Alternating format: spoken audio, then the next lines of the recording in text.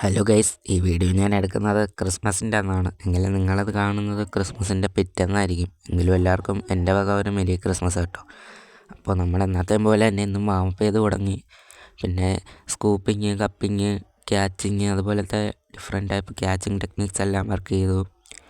And ചില drills ഒക്കെ ചെയ്യുമ്പോൾ ഞാൻ അതിലൊക്കെ ഇമ്പ്രൂവ് ആകുന്നതായിട്ട് എനിക്കറിയാൻ പറ്റുന്നുണ്ട്.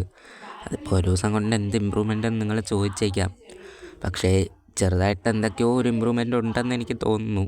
ഞാനിപ്പോൾ കുറേ നാൾ നിർത്തി വെച്ചിട്ട് ഇന്നലെ റീസ്റ്റാർട്ട് ചെയ്തതായിരുന്നു. സോ പതിയെ ഒന്ന് ടച്ച് ആയി വരാം.